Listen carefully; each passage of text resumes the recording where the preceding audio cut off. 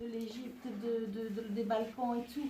Tous ces gens-là, ils doivent être réunis ensemble, parfois dans un même espace. Donc, qu'est-ce qui se passe? Ça, c'est la question. Une chose très importante, il y a une valeur où il n'y a pas de divergence, sur laquelle il n'y a pas de divergence. C'est quoi? L'union. C'est ça. L'union entre des musulmans. On peut être différent, mais on doit se mettre d'accord sur ce principe. Il ne faut pas des guerres, il ne faut pas déclencher des guerres. Ça, c'est une ligne rouge. Et moi, j'ai dit, même si tu es Maliki ou Shafi'i, il faut suivre les autres.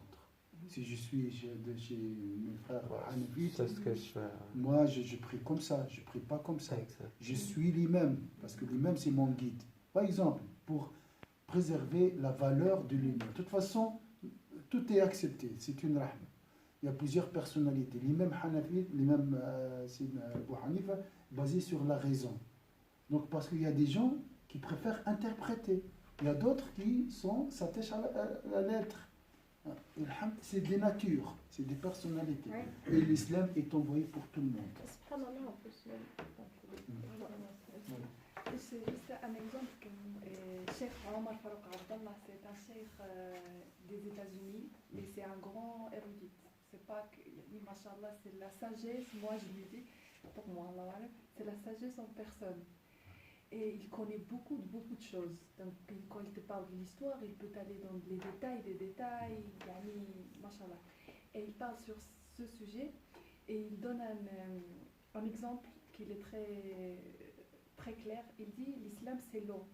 L'eau claire, elle n'a pas de goût, elle n'a pas de couleur, elle n'a rien. C'est l'eau.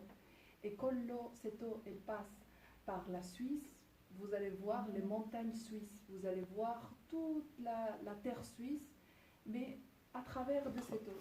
Mais si elle passe par la Chine, vous allez voir la Chine, les couleurs rouges, les couleurs noires, toutes les couleurs. Mais cette eau, ce qu'il fait quand il passe par tous les pays du monde, c'est juste enlever les impuretés de la nature de ces terres. Mais l'eau, il va l'alimenter à être plus elle que jamais. L'eau ici et l'eau en Chine, ils ne vont pas faire la même chose dans la nature. Ils sont différents. Ça, c'est la beauté. Et donc, Mashallah aussi parlait de les mosquées, que quand l'islam il était en Chine, en Malaisie, tout ça, les mosquées sont différents, sont selon la culture. Et c'est important de préserver ta culture et ta Spécificité. Mais avec l'eau. Mais tu restes dans le groupe. Voilà, dans le même, Dieu est unique. Il a créé plusieurs. Alors, le résumé, ma soeur, tu nous as dit, alors, être doux envers les autres. Tu me corriges. Hein. Doux, bienveillant.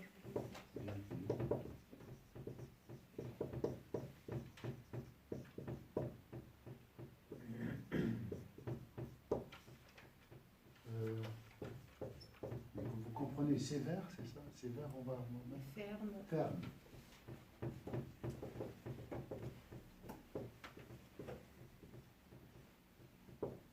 Moi-même. Mais, ma soeur, il ne faut pas oublier la douceur, la bienveillance et la fermeté, tout d'abord, selon la référence. Parce que chacun a sa référence. Ferme comme mon père. Mon père était ferme, moi je suis comme ça. Non, toujours le prophète. Alors, Ben, ou bien je vous laisse, je ne vous impose pas vraiment un résumé. Oui, Kaza. On avait dit en chaque action de la vie du quotidien, s'imaginer en la présence du prophète sallam. Une fois, j'ai posé la question à une soeur. J'ai oublié, c'était le tribunal, il y avait un divorce, tout ça.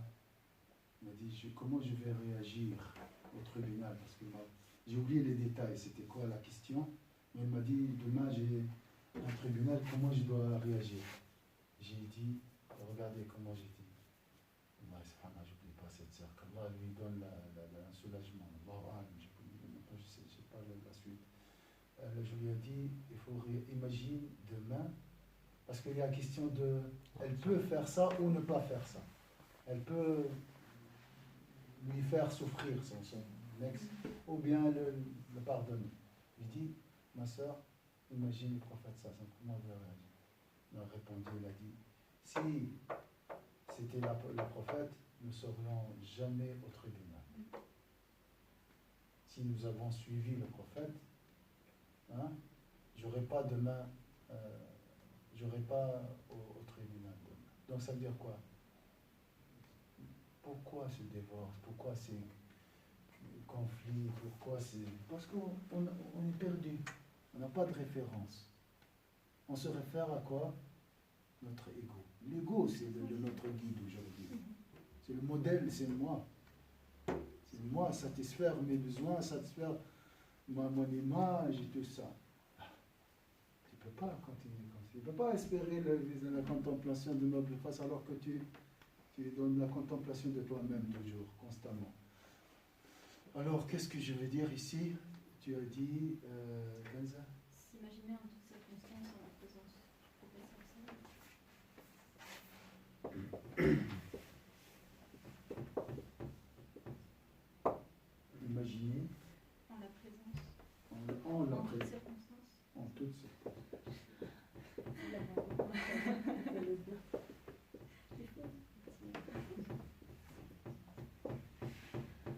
La présence, c'est le Mohammed.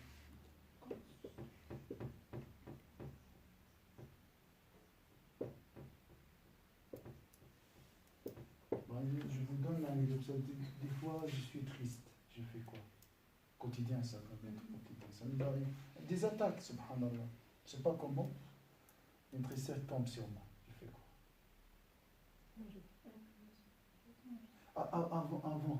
Avant. Selon c'est ce que tu as dit. Imagine le prophète Sassan de ma situation. On a dit la tristesse, c'est le Mohammed. On ne peut pas imaginer le prophète ça triste pour une futilité comme moi. Alors, dans ce cas-là, je dis quoi? Il va dire, il est prophète, comment il va agir?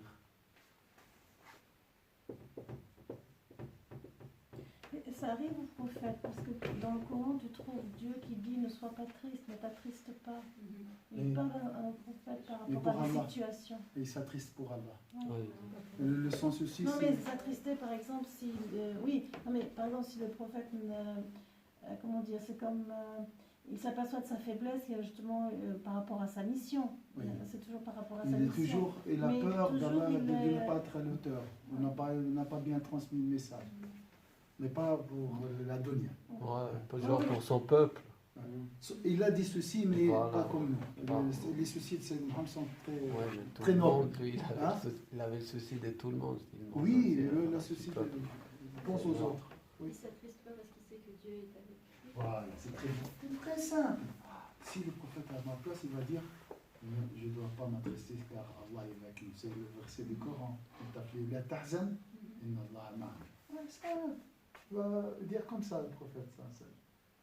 Ça peut calmer, Inch'Allah. Ça dépend le degré de ton travail antérieur. La prière sur Sayyidina Mohammed, la connaissance, l'amour, Sayyidina Mohammed. L'exercice aussi, l'accumulation d'expérience, on a dit. Si tu t'exerces constamment, tu invites toujours, ça devient un réflexe. D'accord? Donc ici, la présence de Sayyidina Mohammed. Pas seulement dans la réaction physique, même émotionnelle. D'accord? J'ai un problème financier, tout ça. C'est Allah qui paye, Inch'Allah. Allah est le grand pourvoyeur. C'est comme ça, simple, hein, il ne faut pas chercher. Donc, avec simplicité. Il ne faut pas compliquer. Imaginer une réaction complexe. Sur le prophète, ça c'est très profond. Autre conclusion pour ce cours, Tony? Moi j'aurais juste un truc qui englobe tout. Enfin, ce que j'ai compris, c'est juste tout le temps se poser la question comment le prophète aurait réagi. Juste vivre avec cette question. Très bien. Dans toutes les circonstances. Comment? Ça détaille un peu. Imaginer ou imaginer, c'est très fort. À mon avis, poser la question, c'est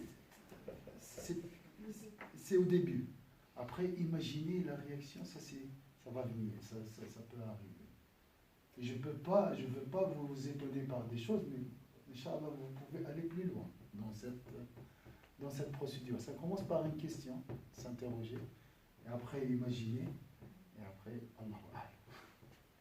Comment le prophète sallallahu alayhi wa sallam Aurait réagi. Aurait Ouais. agir. Agir. Aurait agi. Ah d'accord. Oui, mais quand tu poses cette question, il faut que tu aies la matière qui te réponde. Oui, la matière, on a dit il y a deux matières. Il y a la conscience, il y a l'intérieur. Ça, c'est la réalité. Ça se Ou travaille. les acquis que Mais- tu as reçus. Ouais. Parce que quand même, tu connais un peu sur le prophète sallallahu alayhi wa sallam, hein. On a vu le livre. Et tu peux aussi apprendre. Ça te pousse à apprendre aussi. Et ça te pousse à être attentif la prochaine fois. Attentif. Comment le prophète sallallahu alayhi wa sallam, comment la clé du connaissance, c'est la question, on dit toujours. La clé de la connaissance. Tu poses, la prochaine fois, si l'imam parle de la réaction en cas où, la prochaine fois, tu as appris, elle va trouver sa place dans son cas, parce qu'il y a la soif. D'accord? Aura agir. Donc il y a la connaissance. Donc, si je peux dire, la réponse, c'est la connaissance ou le cœur. Et, Hein? je ne sais pas où, je pensais et. Oui, bien sûr, bien sûr. Le cœur, c'est le plus important. Le cœur, c'est le plus important. Tout est intégré dans notre nature originelle, comme on dit. Autre Non, conclusion? parce que ce que je voulais dire, c'est que cette question, on se la pose. Mais moi, franchement, parfois, je n'ai pas les éléments pour y répondre. D'accord, oui. Parce qu'on n'a pas assez au niveau de la Sierra. On connaît assez peu, finalement. Bon, on a quelques livres, quelque chose, mais on n'a pas vraiment des éléments concrets qui vont nous dire, voilà. Après, chaque chose est à étudier aussi. Si tu prends, par exemple, toutes les périodes, je ne sais pas, les plus... je sais pas, les conflits, par exemple. Hein, et comment toi, tu vas répondre en posant cette question et savoir comment tu réponds à certains conflits, tu dois avoir de la matière. Je pense, et si on prend les grands conflits, les conflits de guerre, etc., tu vois, ce sont des choses qui sont absolument très mal étudiées, très mal transmises. On ne comprend pas en fait ce que fait vraiment, tu vois. Donc je veux dire, non mais c'est juste ça, ce que je veux dire, c'est qu'il faut donner à tout le monde la matière pour arriver à appliquer tout ça. Oui. Si je peux juste... par exemple, hier soir, j'ai vécu justement ce que vous venez de raconter en fait. Je me suis posé la question, comment le prophète aurait réagi dans ma situation, mais j'ai pas d'éléments concrets. Voilà, on n'a pas la matière. J'ai pas de matière, il n'y a aucun hadith qui me dit ouais dans cette situation, enfin bref. Mais du coup, je pense que si on perçoit l'excellence, dans le sens, le prophète il est excellent, il est parfait. Donc on va s'imaginer la perfection, enfin je veux dire, comment de la meilleure des façons il aurait réagi, enfin même sans quelque chose de... sans un hadith concret par exemple, ou de la matière comme on dit, on peut s'imaginer la perfection et se dire voilà il aurait réagi comme ça, par le cœur, enfin c'est ça, non? Mais la perfection, c'est aussi dans des contextes. Ouais bien sûr, mais enfin, je sais pas, moi hier par exemple on va dire j'ai eu une intuition, mais j'ai pas eu de matière, mais je me suis dit oh, il n'aurait jamais fait ça en tout cas, ce que j'ai fait moi il l'aurait jamais fait. Oui, ce qui n'est pas lumière, il ne le ferait pas. Ouais. Mais ça parle d'un sujet très complexe. Il y a beaucoup d'éléments. Ça concerne plusieurs personnes. Mais si on parle de notre niveau personnel, en cas, là, tu tends, c'est bien de tendre, c'est juste vers la perfection. Et vers, parce qu'on ne peut pas être parfait. On essaie d'appliquer ce qu'on peut. Oui. Non, le savoir, il a porté de tous. Je pense que c'est à nous d'aller vers le savoir et vers... Oui, c'est pour ça que j'ai dit apprendre. acquérir cette matière-là. Mais c'est vrai que la facilité nous éloigne de... Tu l'acquiers, mais moi je trouve qu'à un moment donné, bien sûr, on lit, on prend, je veux dire, depuis 20 ans, on lit, on a tous une responsabilité individuelle par rapport au savoir, ça on le sait. Mais quand même, pour moi, parfois, ça me manque ne serait-ce que peut-être, alors voilà, ça c'est un cas typique, mais le cercle, justement le cercle pour vraiment échanger, travailler sur ces choses-là. Tu ne te retrouves pas tout seul uniquement dans ton savoir. Les compagnons, que Dieu s'en satisfait d'eux, le prophète, ils avaient des échanges constants entre eux, dans tout ce qui est, pour toute chose, pour n'importe quelle une acquisition, une démarche, etc. C'était différent. Et parfois, bon, c'est juste ça, parfois que je trouve, voilà. Nous, parce qu'on se retrouve dans des situations, personnellement, je me retrouve dans certaines situations où j'aimerais un peu plus de connexion, avec un peu plus de soutien, de connexion, où finalement tu réfléchis, seul avec des responsabilités énormes. Ça, c'est grave. Ça, c'est grave. Et ça, c'est de la sagesse. L'individualisme, le problème. Et ça, c'est très important. C'est comme elle l'a dit, c'est rien aussi, l'individualisme. Le prophète, ça, en cas de difficulté, il consulte. C'est ça, il y a toujours des consultations. La consultation. Tu vois, le départ, toujours, le prophète, ça, c'est... À part ce que vous dites aussi, la question, moi je la vois, bien sûr, si on a la réponse, alhamdoulilah, mais aussi je vois déjà se poser la question, comme il dit le professeur, c'est la moitié de la réponse. Parce que déjà on commence à dire, je réagis pas, je réfléchis. Après peut-être, je n'ai pas de question, j'ai pas de réponse. Et je ne vais pas apprendre maintenant parce qu'on ne doit pas oublier que c'est aussi Allah subhanahu wa ta'ala qui nous enseigne continuellement. Donc il ne veut pas peut-être que maintenant on a une réponse claire. Mais le fait que déjà on se pose une question, c'est déjà la moitié du chemin. C'est mieux. Alors, des fois, la réaction, l'action n'attend pas. Tu dois réagir immédiatement.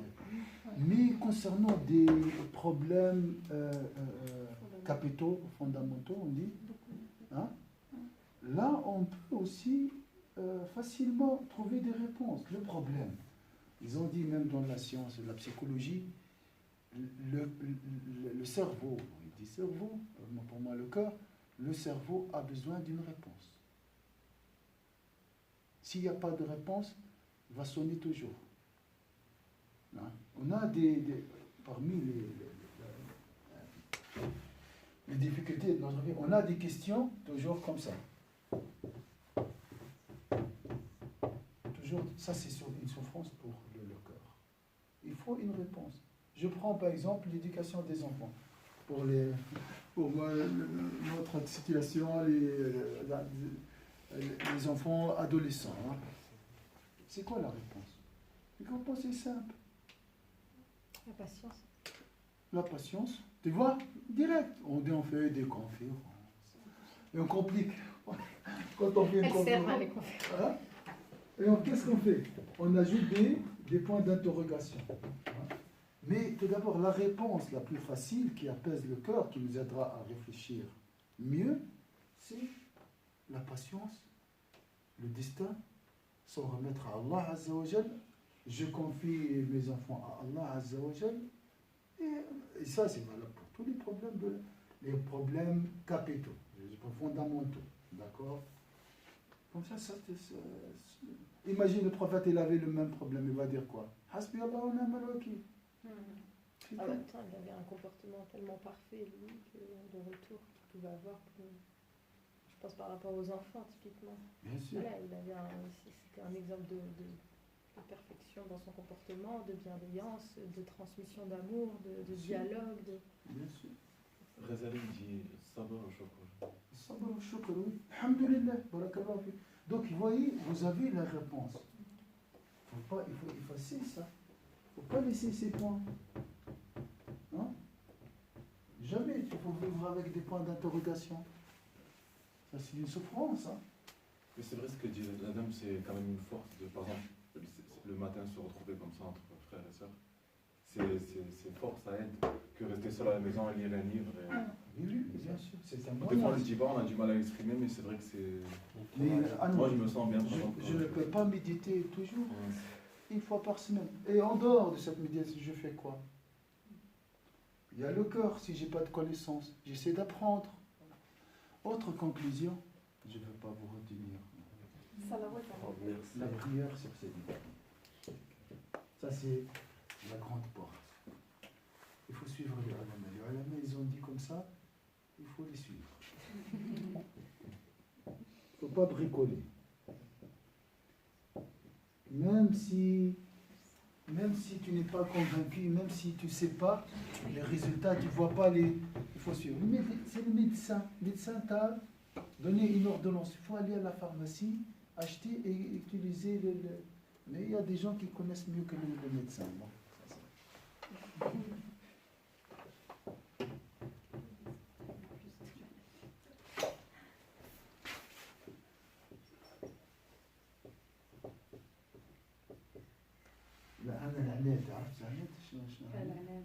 L'aneth, c'est la tête dure. Il connaît tout. Il ne veut pas accepter l'hierarchie. Il n'accepte pas. Non, j'arrive tout seul. Et subhanallah, Tayyib Chouir, il a dit que ça c'est une maladie du cœur des nouveaux temps.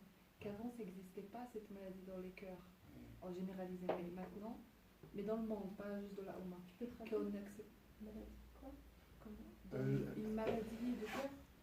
Et, par exemple, il y a la colère, la jalousie, toutes ces maladies. Bah, maintenant, dans notre monde moderne, il y a une maladie qui s'appelle, il l'appelle égalité, mais pas l'égalité qu'on veut tous socialement, sinon, et l'égalité spirituellement. On n'accepte pas l'hierarchie de quelqu'un plus pieux que nous. Ou quelqu'un qui vient, il nous dit, pas, bien sûr, c'est pas quelqu'un qui vient, il nous dit, ah, toi, t'es habillé comme ça, tu... Non. On n'accepte pas comme l'hierarchie des gens âgés, par exemple. Maintenant, c'est pas comme avant. Avant, même les gens qui étaient mauvais, mais ils respectaient les personnes âgées plus que maintenant. Les parents, tout ça. Sous prétexte de l'égalité.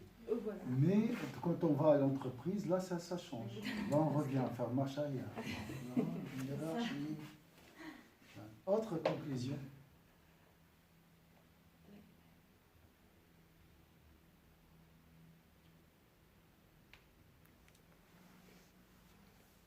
Inch'Allah, qu'Allah nous guidera, Inch'Allah, Inch'Allah, on applique ça. Ça va venir.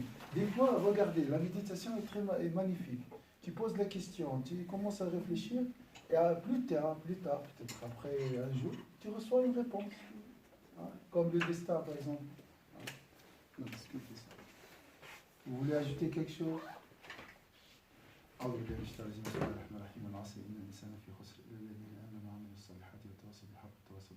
سبحانك اللهم وبحمدك نشهد ان لا اله الا انت نستغفرك ونتوب اليك سبحان ربك رب العزه عما يصفون وسلام على المرسلين الحمد لله رب العالمين. Chef, demain matin il n'y a pas cours parce que c'est vendredi. Le soir il y a des quelque chose ou pas? Demain Vendredi non, parce qu'il y a la conférence. Il y a la conférence aussi. Est-ce que vous pouvez prendre une photo si vous voulez?